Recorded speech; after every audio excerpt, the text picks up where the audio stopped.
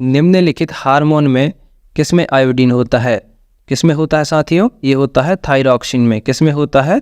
Thyroxine में। Question number 1 का सही जवाब क्या हो जाएगा? Option A. बढ़ते हैं साथियों अगली क्वेश्चन की ओर। क्वेश्चन नंबर 2, हाइड्रोपोनिक्स किससे संबंधित है? किससे संबंधित है दोस्तों? ये है पौधों की प्रजातियों से संबंधित है। किससे? पौधों के प्रजाति से संबंधित है। हाइड्रोपोनिक्स पौधों की प्रजाति से संबंधित है। तो क्वेश्चन नंबर 2 का सही जवाब क्या हो जाएगा? Option B. बढ़ते हैं नेक्स्ट क्वेश्चन की ओर। क्वेश्चन नंबर 3, अपवर्तन में प्रकाश का कौन सा गुण नहीं बदलता है? तो कौन सा गुण नहीं बदलता है? आवृत्ति का गुण नहीं बदलता है। कौन सा? आवृत्ति का। अपवर्तन में प्रकाश का आवृत्ति का गुण नहीं बदलता है। तो क्वेश्चन नंबर 3 का सही जवाब क्या हो जाएगा? Option B. बढ़ते हैं नेक्स्ट क्वेश्चन की ओर। क्वेश्चन नंबर 4, गैसों का आदान प्रदान पादप ऊतक के किस भाग द्वारा होता है? तो किस भाग द्वारा होता है साथियों? ये होता है रंध्र भाग द्वारा। किस भाग द्वारा? रंध्र भाग द्वारा।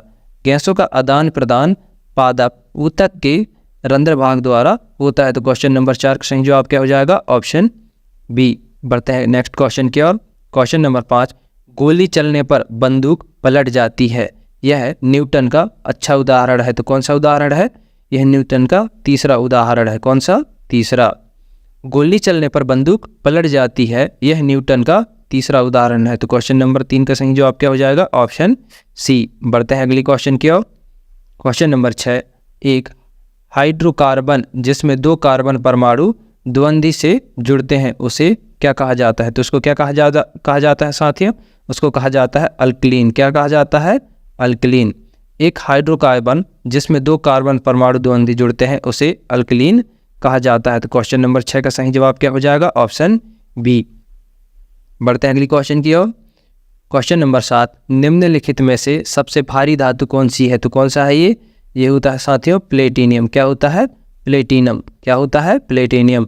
निम्नलिखित में सबसे भारी धातु प्लेटिनियम है। तो क्वेश्चन नंबर 7 का सही जवाब क्या हो जाएगा? Option D. बढ़ते हैं अगली क्वेश्चन की ओर। क्वेश्चन नंबर 8, लेंस और रेटिना के बीच रिक्त स्थान को क्या कहते हैं? क्वेश्चन है लेंस और रेटिना के बीच के रिक्त स्थान को क्या कहते हैं? तो क्या कहते हैं साथियों? इसको कहते हैं कचाव या द्रव कोष्ठ। क्या कहते हैं? कचाव या द्रव कोष्ठ कहते हैं। लेंस और रेटिना के बीच के रिक्त स्थान को कचाव या द्रव कोष्ठ कहते हैं। तो क्वेश्चन नंबर 8 का सही जवाब क्या हो जाएगा? Option D. बढ़ते हैं अगली क्वेश्चन की ओर। क्वेश्चन नंबर 9, ग्लाइकोजन शरीर के किस भाग में पाया जाता है?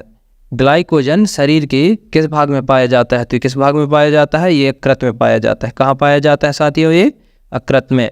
ग्लाइकोजन शरीर के यकृत में पाया जाता है। तो क्वेश्चन नंबर 9 का सही जवाब क्या हो जाएगा? Option B.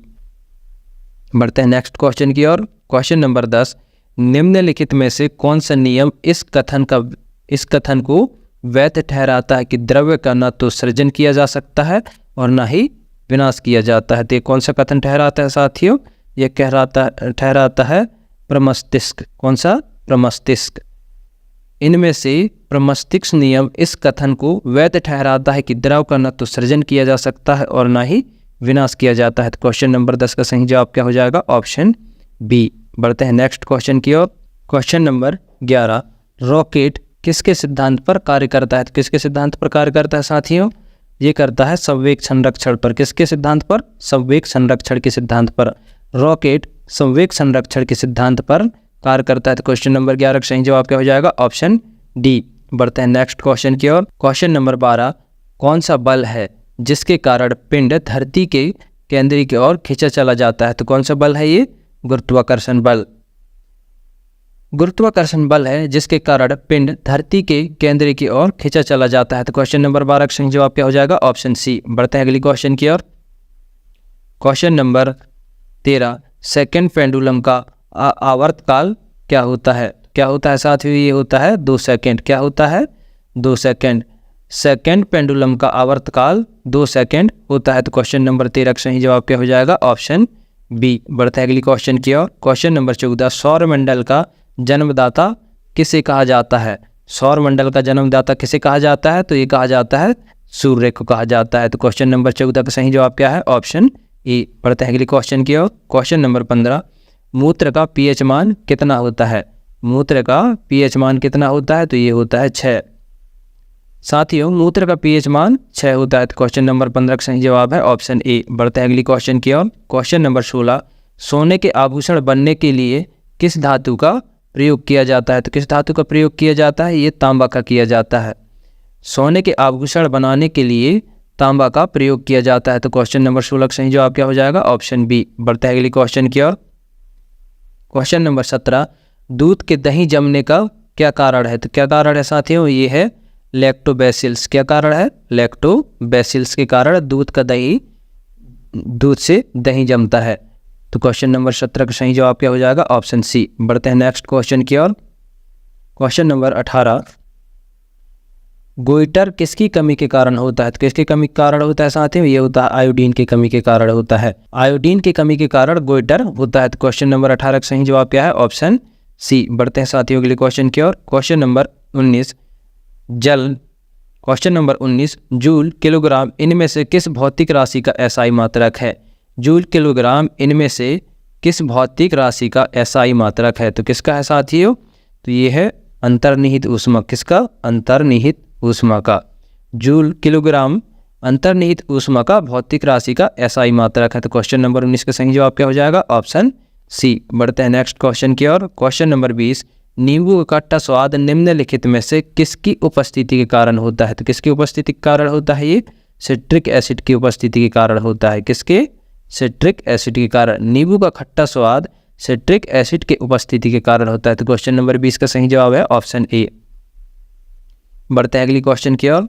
क्वेश्चन नंबर 21, उस गैस का नाम बताइए जिसका उपयोग वनस्पति घी, शराब और अमोनिया के निर्माण में किया जाता है। उस गैस का नाम बताइए जिसका उपयोग वनस्पति घी, शराब और अमोनिया के निर्माण में किया जाता है। तो कौन सा गैस है साथियों? ये है हाइड्रोजन गैस। कौन सा? Hydrogen gas.